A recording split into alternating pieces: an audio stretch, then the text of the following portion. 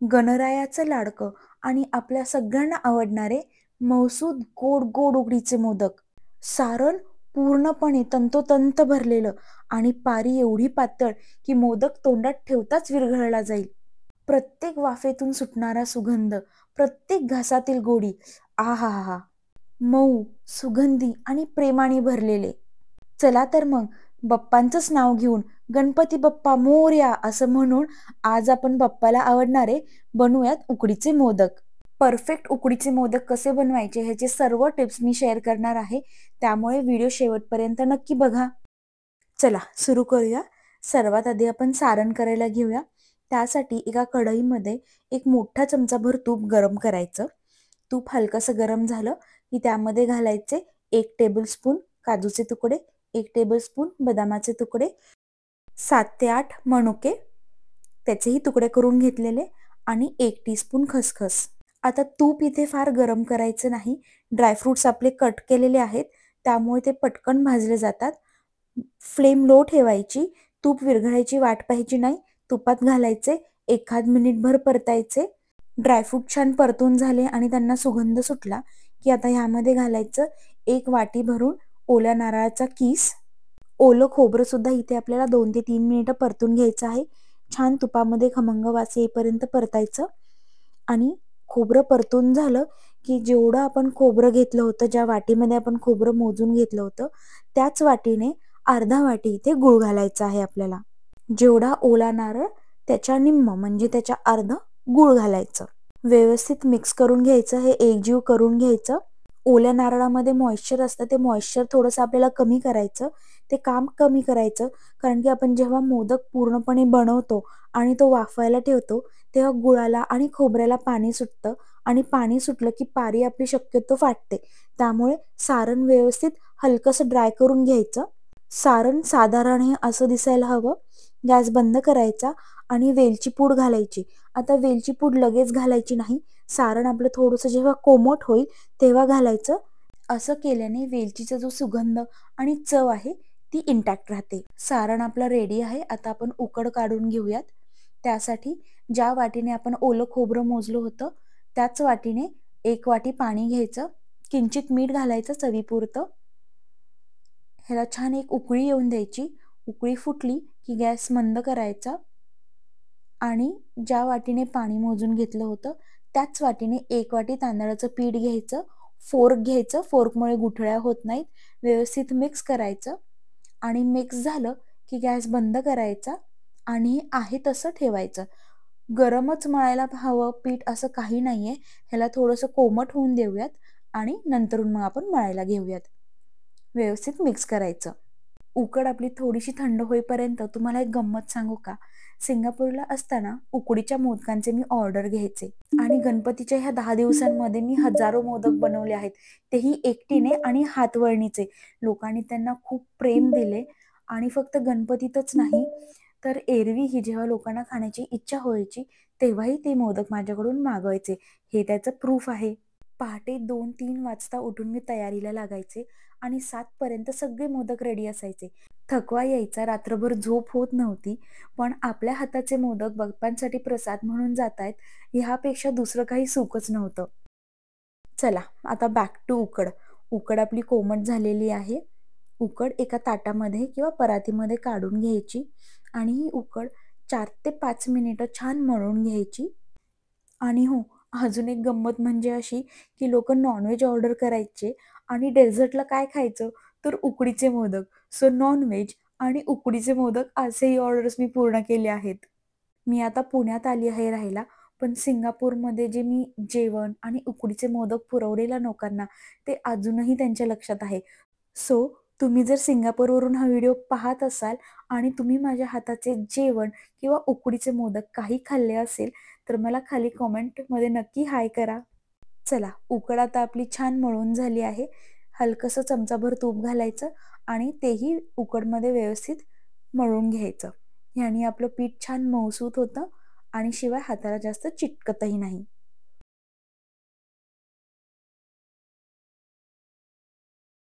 उकड छान अशी मऊ झाली पाहिजे म्हणजे मोदकही आपले छान लुसलुशीत आणि मऊ होतात. आता ह्याचे एकसमान गोळे करून घ्यायचे. लहान, मध्यम, मोठे तुम्हाला जसे मोदक आवडतात त्याप्रमाणे गोळे बनवून घ्यायचे. मी शक्यतो मध्यम आकाराचे मोदक बनवते, त्यामुळे गोळे सुद्धा मी त्याचप्रमाणे करणार आहेत. इथे मी एकसमान 6 ते 7 गोळे तयार करून घेतले आहेत. आता आपण ह्याला लाटायला घेऊयात. लाटायला घ्यायच्या आधी तांदळाची पिठी थोडीशी काढायची वाटीमध्ये. हे आपण लाटताना लावणार आहोत. जशी पोळी लाटतो, जसं पोळीला थोडंसं पीठ लावून घेतो आणि मग ती लाटतो, त्याचप्रमाणे मोदकाची पारी लाटतानाही थोडंसं पीठ लावायचं आणि एकदम हलक्या हाताने दाबून आपल्याला ही पारी एक समान सगळीकडून लाटून घ्यायची आहे. पारी लाटताना पारी मध्यम जाडीची ठेवायची. खूप पातळ केली तर वाफवताना ती फाटते आणि खूप जाड असेल तर खाताना तोंडामध्ये पारी जास्त आणि सारण कमी लागतं. त्यामुळे पारी मध्यम लाटायची. हे पहा, अगदी मऊ लुसलुशीत आणि एकसारखी पारी इथे मी लाटून घेतली आहे. आता आपण 5 ते 6 पाऱ्या एका वेळेस लाटू शकतो. त्या लाटून घेऊयात. एकसमान लाटायची. मी पुन्हा एकदा दाखवते. पीठ खूप जास्त लावायचं नाही. तांदळाची पिठी जी आहे ती खूप जास्त लावायची नाही, थोडीशीच लावायची. पीठ आपण छान मऊसूत मळलेलं आहे, त्यामुळे तुम्ही बघू शकता चिटकत नाही अजिबात कुठेच. अलगद उचलली जाते आणि लाटलीही जाते. हलक्या हाताने दाब देऊन लाटायची. हे पहा, अशी हातालाही काहीच चिटकत नाहीये. व्यवस्थित अशी मऊ लुसलुशीत झाली आहे. इथे मी 6 ते 7 पाऱ्या लाटून घेतल्या आहेत. आता आपण मोदक करायला घेऊयात. लाटलेली पारी घ्यायची आणि शक्य होईल तेवढ्या जवळ मोदकाच्या पाकळ्या करून घ्यायच्या. जेवढ्या जास्त पाकळ्या तेवढा मोदक सुरेख दिसतो. थोड्याशा 4 ते 5 पाकळ्या बनवून झाल्या की ह्याच्यात सारण घालायचं. ज्या साईडने पाकळ्या आहेत ते सारण घालायचं. सारण घातल्यामुळे बाकीच्या उरलेल्या ज्या पाकळ्या आहेत ते करायला थोडंसं सोपं जातं. हे पहा, शक्य होईल तेवढ्या जवळ पाकळ्या करायच्या आणि जर चिटकत असेल तर हलकंसं पीठ लावायचं.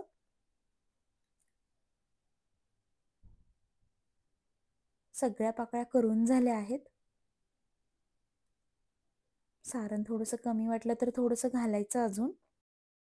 आणि आता हलक्या हाताने हातांचा सी करून अलगदपणे, हळूवारपणे पाकळ्यांचं तोंड सगळं बंद करायचं आणि हे जवळ आलं की वरती त्याला असं चिमटायचं आणि त्याचा शेंडा काढायचा.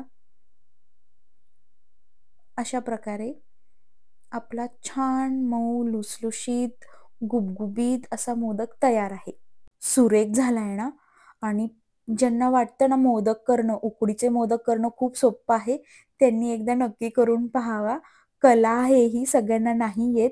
तुम्ही जर नवीन असाल, नवीन उकडीचे मोदक करायला घेताय तर काळजी करू नका. थोड्याशा प्रॅक्टिस आणि पेशन्सनी तुम्हाला उकडीचे मोदक नक्कीच जमतील करायला.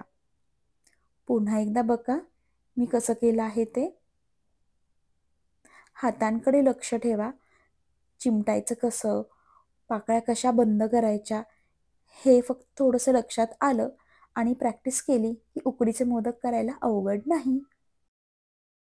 तुम्हाला जर प्रॉपर उकडीचे मोदक शिकायचे असतील, पीठ कोणतं वापरायचं, हे कसं स्टोअर करायचं, हे मोदक तुम्ही आदल्या दिवशी करून दुसऱ्या दिवशीही ताजे कसे करू शकता, हेही मी सगळं माझ्या क्लासमध्ये सांगते.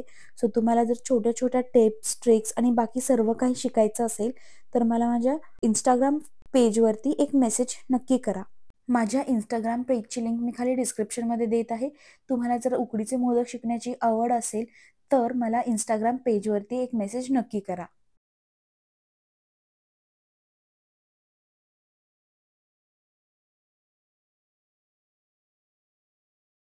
वाह, मस्त असे छान गुबगुबीत आपले सर्व मोदक करून तयार झाले आहेत. आता ह्याला आपण वाफवून घेऊयात.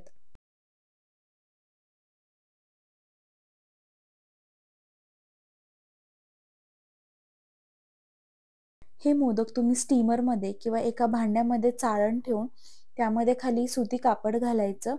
स्टीमरला छान एक वाफ काढून घ्यायची आणि नंतरून आपण बनवलेले मोदक ठेवायचे आणि हे मोदक 10 ते 15 मिनिटं छान शिजेपर्यंत वाफून घ्यायचे.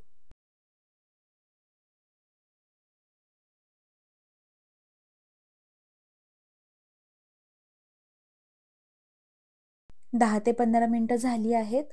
मोदक आपले छान वाफले आहेत, छान शिजले आहेत. आकार बघा थोडासा वाढला आहे. छान गुबगुबीत होतात हे वाफवल्यानंतरून. वाह! काढून घेऊयात. गरम आहेत त्यामुळे काळजी घ्या. अशा प्रकारे तयार झाले आहेत आपल्या बाप्पासाठी खास उकडीचे मोदक.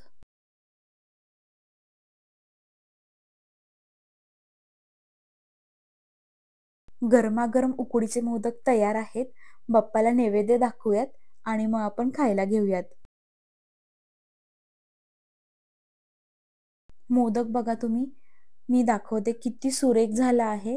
सारण पूर्णपणे भरलं आहे. पारी आपली एकदम पातळ, मऊ, लुसलुशीत आहे.